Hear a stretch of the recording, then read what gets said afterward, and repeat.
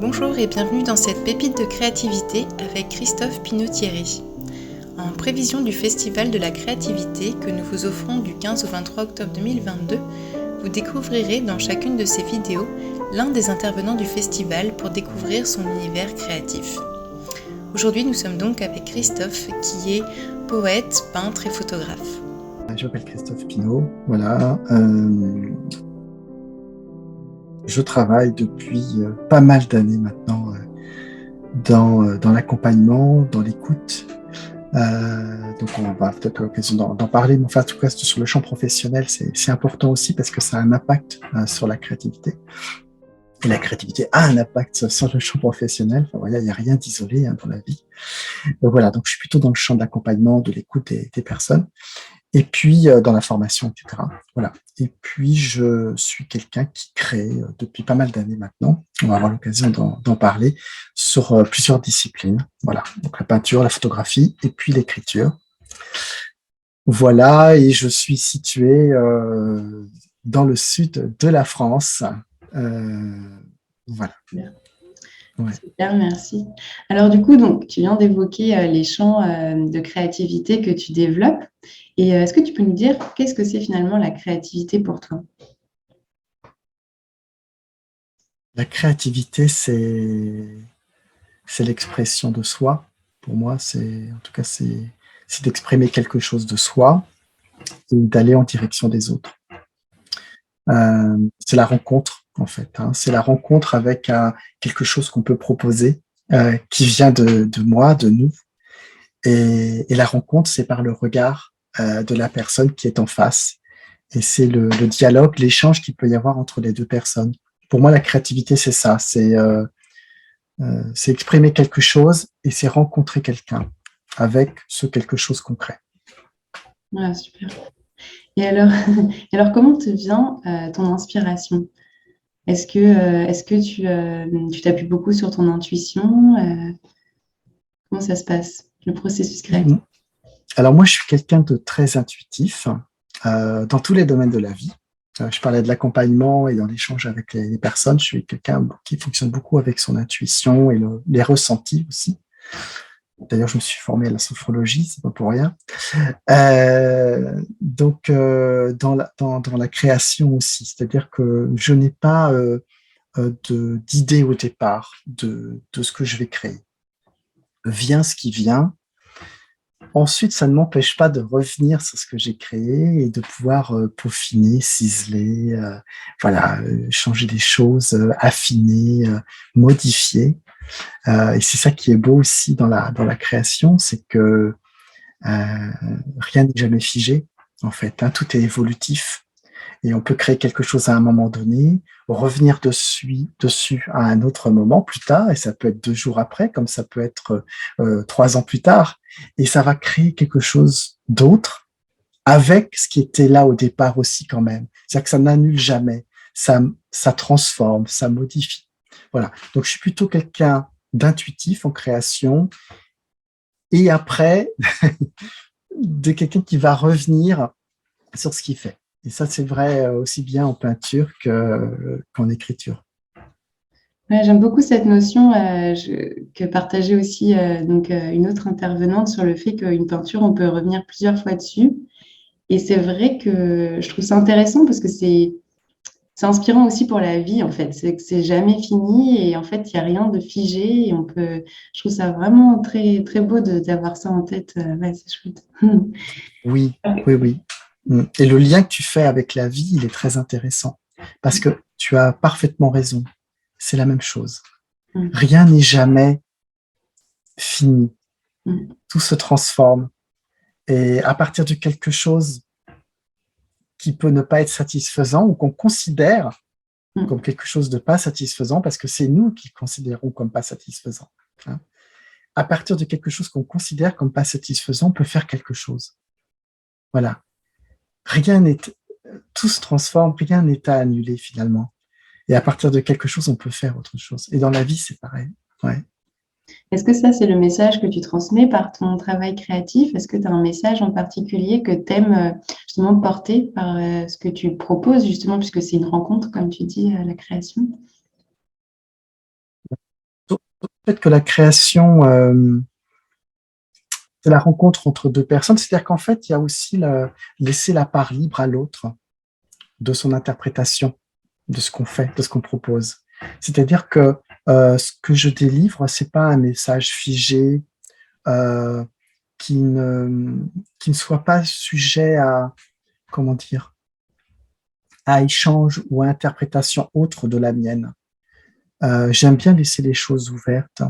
Et c'est vrai que moi, mon travail, que ce soit en photo, en peinture ou en poésie, c'est un travail qui se situe à cette frontière entre la représentation qu'on peut avoir du monde et puis l'imaginaire, en fait. C'est toujours cette frontière très ténue entre figuration et abstraction. Et moi, je trouve que c'est sur ce fil-là, c'est sur cette ligne-là que c'est intéressant. Moi, c'est ça qui m'intéresse. Parce que je trouve que justement, l'autre, il a toute la liberté d'interprétation de ce qu'il voit, de ce qu'il lit. Et moi, je trouve ça intéressant. Mmh. Ah oui. Oui, ça me parle dans le sens où finalement, on sait qu'on a tous des visions du monde très différentes. On peut regarder exactement la même chose et pas le voir pareil. Du coup, c'est assez magique de rentrer dans la vision du monde de quelqu'un d'autre en sachant que ça passe par forcément notre interprétation. Donc, c'est de Oui. nouveau transformé. Ouais. Et oui, parce que même un paysage très figuratif, le regard porté par deux personnes ne sera pas le même. Ouais. Donc, déjà, si en figuratif, on a un regard différent, on peut imaginer ce que ça peut être avec quelque chose de plus abstrait. Ouais, ouais. Bah ça, on s'en rend bien compte quand on fréquente des daltoniens, comme c'est mon cas, parce que du coup, là, pour le coup, on voit vraiment pas la même chose. Donc, c'est assez. Et Oui, moi, ça m'a toujours posé question. Je me suis dit, bah, après tout, je sais vraiment pas si même je vois les couleurs de la même manière que quelqu'un d'autre qui est étiqueté normal comme moi, ça veut dire pas daltonien, en fait, on n'en sait rien.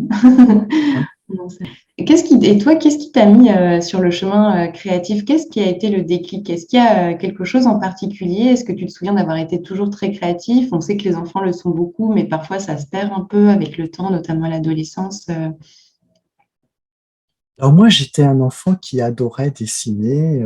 J'ai toujours aimé ça. Quand on commence à l'école maternelle, au CP, etc., enfin, je suis un peu exactement de la date précise, mais j'aimais beaucoup ça. Et toujours été très sensible aux images, au visuel. Hein. J'ai un sens visuel vraiment assez développé. Enfin, pas développé, mais en tout cas, ce sens, il est important pour moi. Et puis, quand j'ai continué mes études secondaires, supérieures, j'ai mis ça de côté parce qu'il fallait être sérieux dans la vie. Voilà. Enfin, tous ces messages contraignants là, de la société qu'on peut s'infliger soi-même hein, et inconsciemment ou consciemment. Et puis après, en fait, une fois que j'avais fini mes études, j'ai fait des tentatives comme ça de revenir à de la création. Et puis moi, je suis quelqu'un j'ai commencé à écrire des poèmes, j'avais 16 ans ou 17 ans. Donc il y a toujours eu ça chez moi, ce besoin, à côté d'une vie sociale, des études qui étaient plutôt sérieuses dans mon cas. J'étais bonne élève d'ailleurs, hein, je réussissais bien, voilà, ça fonctionnait bien, bref. Mais à côté, j'avais besoin de ce côté imaginaire et intime, parce que l'écriture pour moi était quelque chose de très intime, et j'ai mis de nombreuses années d'ailleurs à en parler autour de moi, très nombreuses. Ça renvoie à l'expression de soi, hein, de qu'est-ce qu'on renvoie de soi, qu'est-ce qu'on a envie d'envoyer comme message aux autres. Et quand ce qu'on crée est tellement intime, mais tellement de soi, eh bien, on le garde pour soi, c'est quelque chose. Voilà. Et donc, la créativité, c'est pas. Parce que c'est vrai qu'au départ, j'ai dit c'est la rencontre avec l'autre, mais il faut aussi accepter l'idée que la créativité, elle peut être gardée pour soi. Hein. Oui. C'est important aussi de ne pas s'obliger à montrer parce que il faut être préparé à ça. Oui. Il faut être prêt à le faire. Hein. Donc, dans mon cas aujourd'hui, la créativité, c'est ce que j'ai expliqué au départ, hein, la rencontre avec l'autre, mais il peut y avoir un moment il peut y avoir un moment qui est le moment actuel pour chacun d'entre nous, qui est que je le garde pour moi. Ça, c'est à respecter aussi. Hein. Oui. Il y a des personnes qui vont s'obliger à montrer les choses. Et ça peut être très difficile à vivre parce que l'accueil de l'autre, il peut être le retour peut être difficile à entendre. Hein. Et je trouve ça intéressant ce que tu dis qu'on n'est pas obligé de montrer parce que finalement, je ne sais pas si tu es d'accord, mais je trouve que ce qui est intéressant dans la création, c'est avant tout le processus et pas tant le résultat. Évidemment, si c'est son métier, on a besoin que le résultat soit bien fini, etc. Et du coup, quand la personne voit notre création, elle voit le résultat. Mais finalement, du coup, on se prend un jugement sur le résultat alors que nous, on a vécu le processus. C'était ça qui était précieux pour nous. Donc finalement, après, il y a un décalage. Puis ça nous rend assez vulnérables, en fait. Parce que comme tu disais, on peut montrer quelque chose de très intime et on peut se sentir directement touché dans notre valeur personnelle quand on reçoit un jugement qui n'est pas celui qu'on attendait ou qu'on aurait souhaité. Complètement. D'ailleurs, quand on organise une exposition de ces tableaux, de ces photos, de ces sculptures, hein, on expose et on s'expose. Oui. Hein, les deux sont vrais. On s'expose. Hein. Et c'est vrai aussi avec les écrits. Hein, moi-même, quelquefois, en fait, je veux dire, je suis toujours surpris du retour des personnes parce que il y a toujours un décalage entre nous, ce qu'on imagine être le retour, et le vrai retour, en fait. Et ça, il faut y préparer. Ouais. Mmh. Ouais, tout à fait. Et en même temps, cette rencontre dont tu parlais, elle est aussi précieuse. Enfin, je pensais à mes études littéraires et je me souviens, je ne sais plus quel écrivain disait qu'en écrivant, finalement, il avait le visage du lecteur en fait en face de lui en quelque sorte. Enfin, c'est vraiment aussi à destination de quelqu'un et le livre prend vie parce qu'il est lu, sinon c'est rien en fait. Enfin, bien sûr, bien sûr, bien sûr. Mais encore une fois, ça peut être un carnet intime et dans lequel on se confie. oui, bien sûr. Alors, est-ce que c'est de la créativité? J'en sais rien. On exprime quelque chose. Mais bien évidemment que quelqu'un qui écrit un livre, quel qu'il soit, et que ce soit un roman, des nouvelles, de la poésie, ou même un livre pratique, hein, un guide technique, etc. Alors là, on a plus envie que ce soit... Enfin, c'est pas pareil, on n'est pas dans la littérature. Donc là, l'objectif, c'est quand même qu'il soit lu, hein, le guide technique sur comment on recrute dans les services des RH. On imagine que c'est fait pour être lu quand même. Hein. Mais... et puis on y met peut-être moins de soi quand même qu'un ouvrage de création littéraire. Je pense. Oui, c'est pas pareil.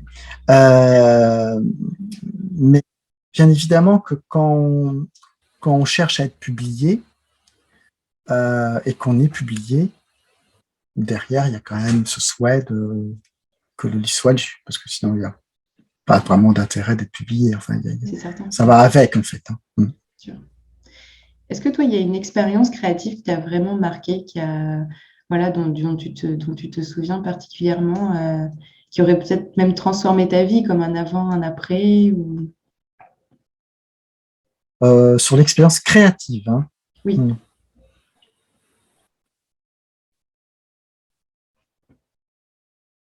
Bon, je vais citer la plus récente parce que c'est une expérience qui est importante pour moi. C'est la création de mon recueil de poésie qui a été publié en 2021, le premier donc. Et pour moi, c'était l'aboutissement, j'ai envie de dire, d'un processus créatif d'une vie, en fait. Hein. C'est-à-dire que quand je vous ai dit tout à l'heure qu'effectivement, j'avais commencé à écrire à 16 ans, 17 ans, des poèmes, et en fait, j'ai attendu tellement de nombreuses années, bien dans un coin de ma tête, l'idée qu'un jour, je pourrais avoir un recueil de poèmes publiés. C'était mon rêve d'adolescent. Et puis, je viens de le réaliser. Donc ça, c'est la création de l'objet. Enfin, oui, l'objet existe, et c'est l'aboutissement, pour moi, d'un processus créatif d'un tas d'années, en fait, parce que je pense que si je ne l'ai pas créé avant, c'est qu'il n'était pas prêt avant et que moi, j'avais besoin d'avancer dans ma vie pour qu'il soit prêt à ce moment-là, en fait. Hein. Donc, le message, c'est vraiment, il n'y a pas de mauvais moment, en fait. Hein. C'est tout arrive quand ça doit arriver, quoi. Voilà, c'est important d'avoir ça en tête, c'est que l'événement créatif, l'événement lié à la création qui va vous marquer, ça sera parce que c'est le bon moment pour vous, en fait. Ouais.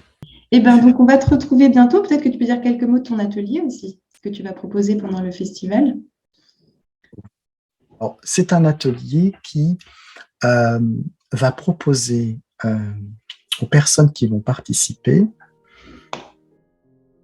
d'abord de pouvoir vivre un moment avec la poésie, parce que j'écris de la poésie, et l'idée, c'est de pouvoir prendre ce temps d'écoute. Donc, je vais lire des poèmes, les miens. Je serai accompagné par quelqu'un qui va jouer du piano. Martine, qui va jouer du piano. Voilà, Martine, exactement. Et je trouve que l'association des deux, je l'ai fait par ailleurs et ça va tellement bien ensemble.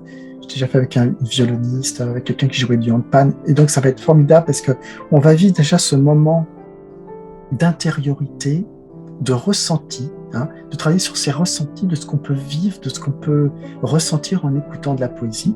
Ça, c'est un premier temps de l'atelier. Et puis, un temps plutôt orienté sur à la création, justement, par chacun.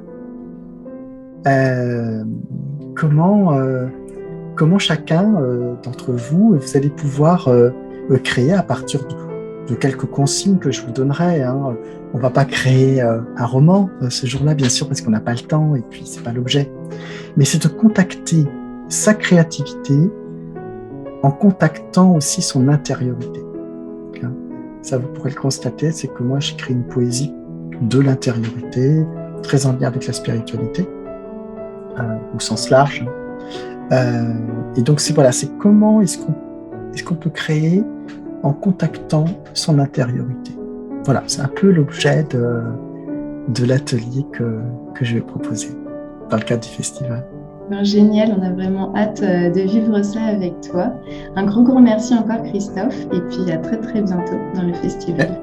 Merci Emeline, je suis ravie de participer à ce festival et j'ai hâte de vous retrouver.